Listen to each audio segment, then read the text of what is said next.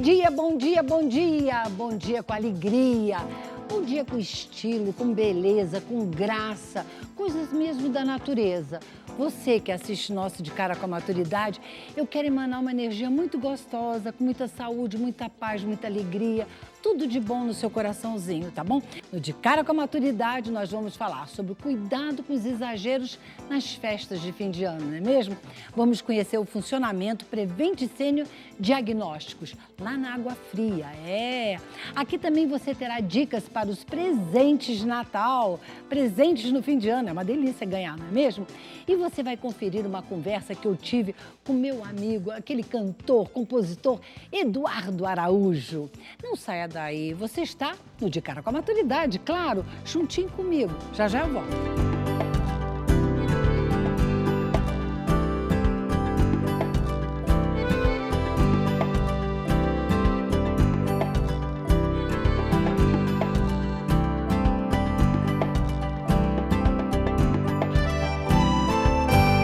Nosso tema agora é muito interessante, viu?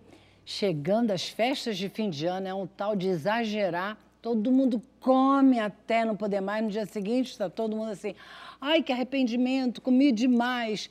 Então, tudo isso nós vamos agora conversar com a nossa nutricionista Tatiana Barão. É um prazer recebê-la no nosso programa. O prazer é meu, Elô. Obrigada pela oportunidade. Obrigada também. A nutróloga, a doutora Valéria Goulart, tudo bem? Tudo bem, Elô. Muito obrigada pela participação. Vamos saber, né, um pouco sobre esse final de ano, como é que vai ser? As pessoas comem demais. Então, a gula e a bulimia acontece, né? O que a gente pode fazer para evitar? As pessoas acabam descontando tudo que não comeu durante o ano justamente nessas festas, porque é happy hour, é encontro da empresa, é despedida, já, às vezes, da faculdade, da escola. Então, as pessoas acabam achando que está acabando o mundo, né?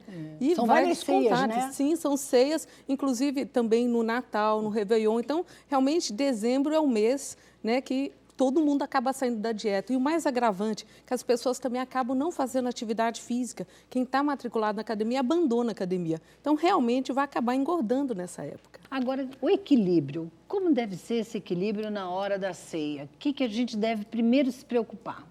Então, uma dica que é bem importante é, assim, o que vai compor essa ceia? Então, todo mundo que vai participar, às vezes acaba levando um prato, aí quando vai ver tem comida para um batalhão de gente e não só para a família, né? Dá para convidar a cidade inteira para comemorar o Natal, né?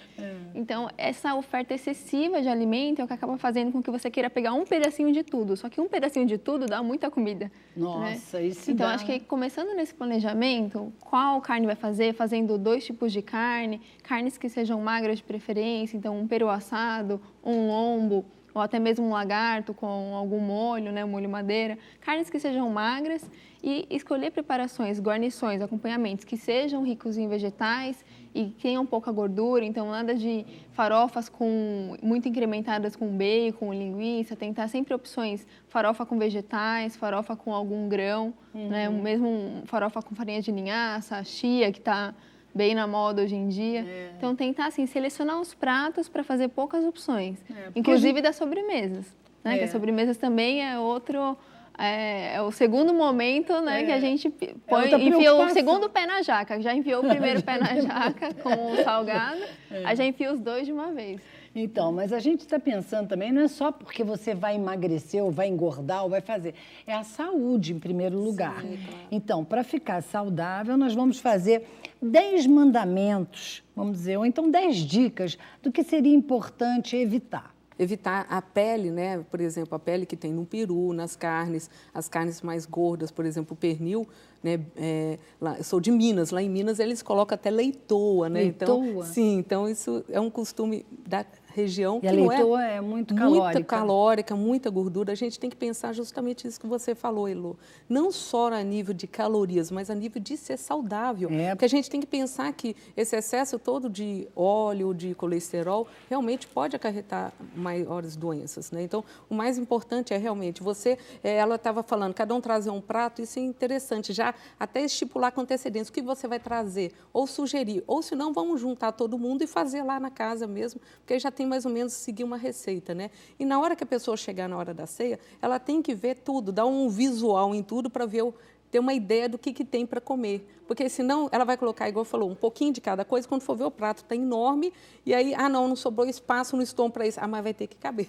E também, né, a temperatura é quente, né? Sim. Agora, para elaborar uma ceia, ela vai elaborar naturalmente na parte da manhã, ela vai começar a fazer a ceia pela parte da manhã. Aí vai ficar na mesa até a noite.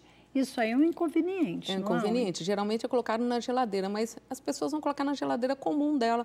A geladeira vai ficar muito cheia, não vai refrigerar direito, é onde que acontecem maiores riscos de intoxicações. Então, muito importante a pessoa saber que o ideal é ter, na hora que vai comer, algumas entradas leves, né? Até algumas nozes, castanhas, que isso já dá uma sensação de saciedade. Tem bastante nutrientes, inclusive vitamina E, ômega 3. Né? A pessoa já vai aguentando para a virada da noite, começar com uma saladinha, né? Com acho que folhas verdes, além de ter fibras, dá uma sensação de saciedade, né? Tomando sucos, líquidos, água, evitar muita bebida alcoólica, né? E depois, na hora que vai colocar realmente jantar, né?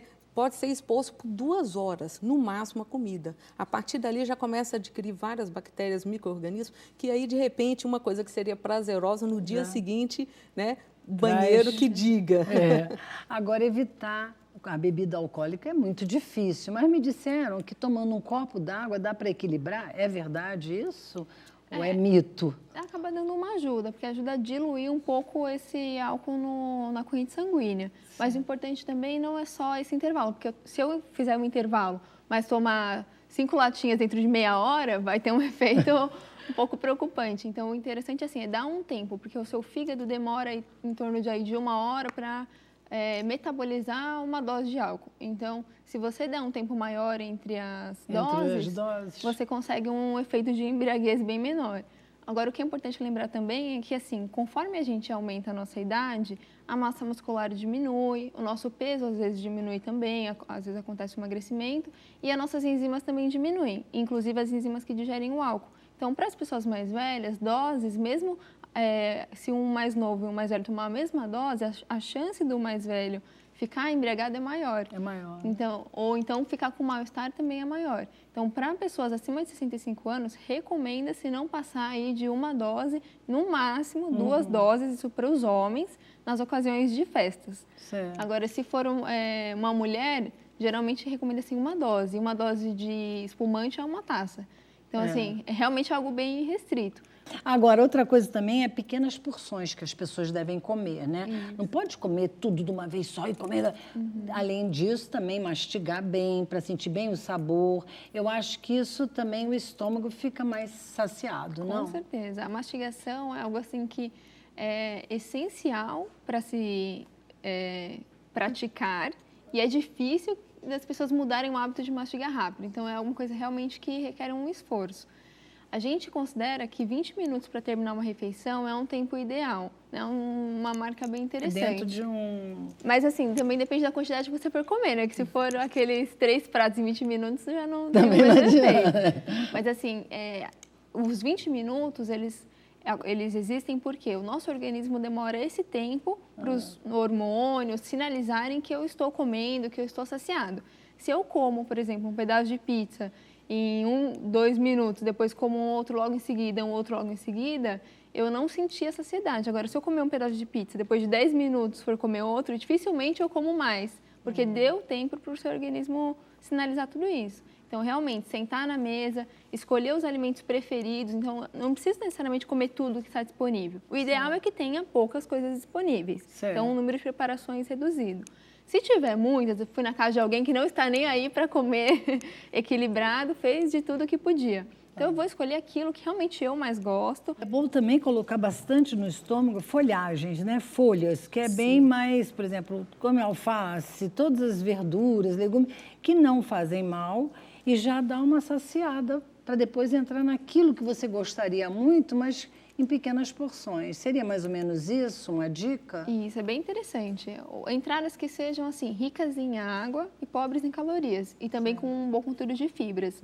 Então, assim, geralmente nessa época a gente faz um salpicão, uma salada de maionese. Então, tentar substituir essa salada que tem bastante gordura da maionese por uma salada de folhas. E eu posso fazer o quê? Um molho diferente. Então, um molho, por exemplo, de mostarda e mel, shoyu mostarda e mel, que é um molho bem interessante, um molho de iogurte e limão.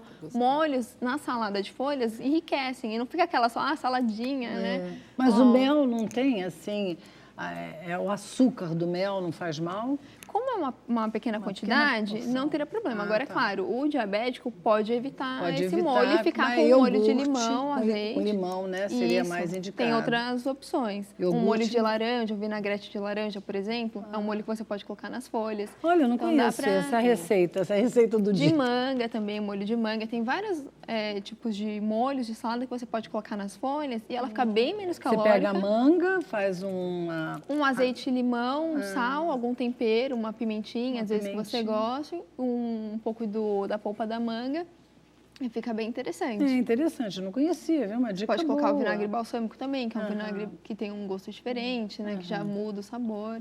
Doutora Valéria, a hortaliça, me disseram também que a hortaliça é ótimo. Por que é ótimo? Para quê? Não, então, já vai entrar nessa fase justamente de saciedade, né? Aumento de fibras.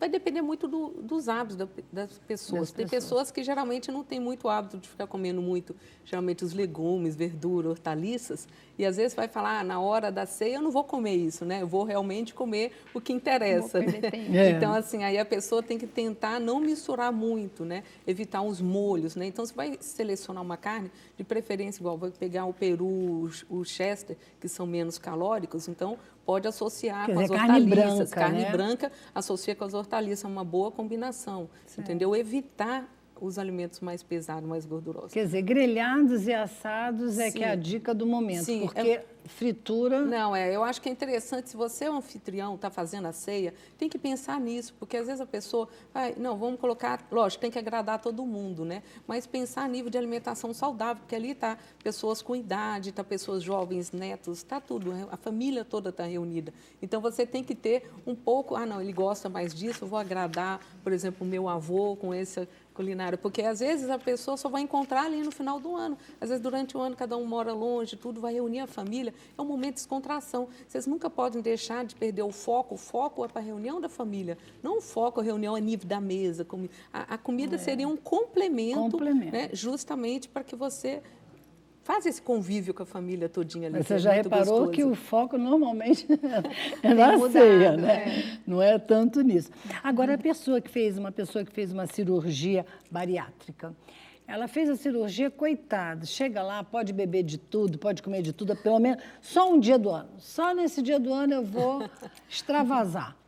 Então, existe até casos de pessoas que vão operar no segundo semestre, que deixam de operar para depois do final do ano, para poder aproveitar, ter uma despedida do estômago. Incrível isso. Eles falam, estou despedindo meu estômago, então vou dar o luxo do final de ano, vai chutar o pau da barraca. É importante quem fez cirurgia bariátrica, porque o estômago fica pequenininho. Então, de qualquer jeito, mesmo se ela quiser, ela não vai conseguir comer muito. Né? Então, ela tem que comer, geralmente, a carne bem desfiadinha, pequenininha. Tomar cuidado até com, por exemplo, nozes, né? Que ela é um pouco mais dura, e isso pode também pode atrapalhar até a digestão. Então, algumas coisinhas tem que ser particularidade. Por exemplo, o próprio álcool. O álcool em excesso, quem fez cirurgia bariátrica, ele vai ficar mais alto, mais tonto, com mais rapidez. Mais rápido? Sim, e pode até causar inflamação. Lembre-se que você tem um pedacinho de estômago só.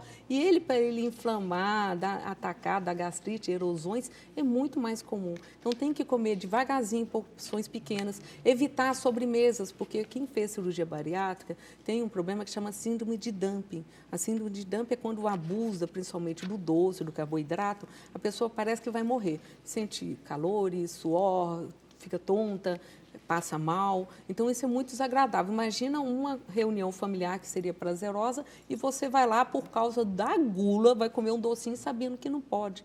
Então, é um caso particular a cirurgia bariátrica. É verdade que a pessoa fica barriguda porque toma muita cerveja ou isso é balela? É meio mito, porque, assim, lógico, às vezes a pessoa que toma cerveja, ela não vai tomar uma só, né? Você já ouviu falar, tomei só uma latinha de cerveja? Não existe. A pessoa, quando senta numa mesa, vai numa praia,